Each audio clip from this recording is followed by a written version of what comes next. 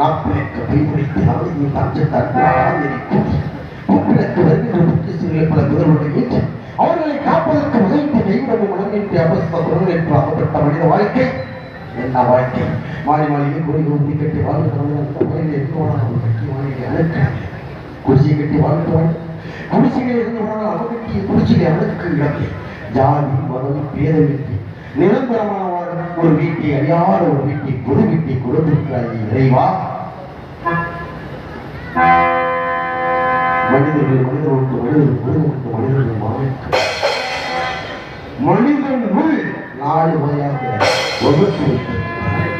இந்த உடலாகப்பட்டது இது நாரும் சரீரம். இதில் நறுமண திரவியங்களை பூசுவதாலும் தேய்த்து குளிப்பதாலும் நமது உடம்பு நறுமணம் வீசுகிறது. 2 நாள் 3 நாள் குளிக்கிறவங்க நம்ம உடம்பை நமக்கே பிடிக்கிறது. இந்த உடலாகப்பட்டது தாய் கொடுக்கப்பட்ட உடல். இதில் ஓடுகின்ற மூச்சு அவன் கொடுக்கப்பட்ட பேச்சு. அவன் எப்ப பறிக்கிறானோ பறிச்சுட்டு போயிட்டே ஏன்டா பறிக்கிறது கேட்கவே. பிறக்கும் நாளை நம் அனைவரும் கொண்டாடுவோம். இறக்கு நாள் தெரியுமா? மறைமுகமாக வைத்திருக்கிறார். உயர்ந்தவன் தாழ்ந்தவன் ஒன்றிலே 10 மாடி கார் மங்களா ஏசி வாழ்கிற மனிதன் இறந்து விட்டால் எனது தகப்பனார் சொத்து பத்திற்கு அதிபதி 2வது மாடியில் போகுது. எந்த பிள்ளையாவது வைக்குமா? எப்பட சமத்தை எடுக்க தூக்குறா. நம் சமத்தை எடுத்து ஆலயத்து வழியாக நாம் செல்வதற்கு இல்லை. ஏனென்றால் தெய்வ குத்தமாகிவிடும். ஆனால் அதே சமத்தை எடுத்து ஆலயத்தின் வழியாக செல்லுகிறார்கள். நம் ஊருக்கு அருகாமையில் இருக்கின்றது அந்த ஊர். சில பேருக்கு தெரிந்திருக்கலாம், சில பேருக்கு தெரியாமல் இருக்கலாம். காசிக்கு நிகராக அந்த ஊரை ஒப்பிடுகிறார்கள்.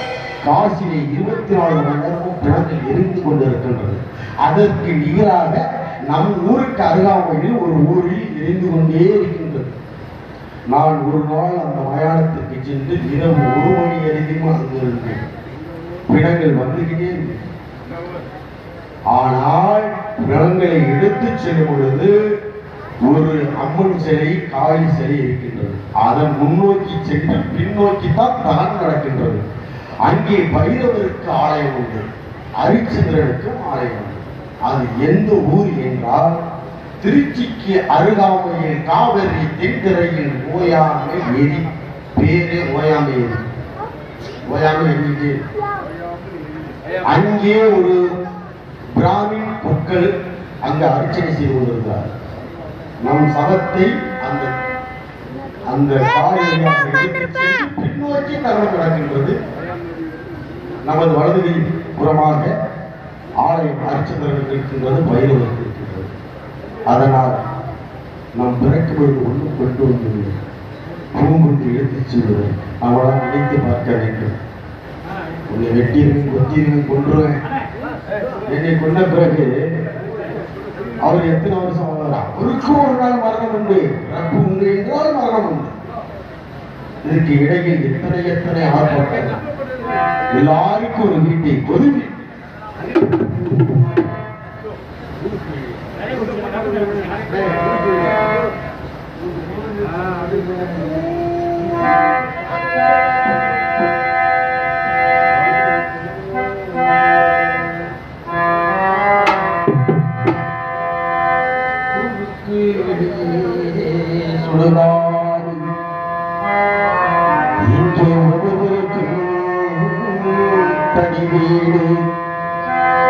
யாருக்கு கிடைக்கும் அந்த வீடு?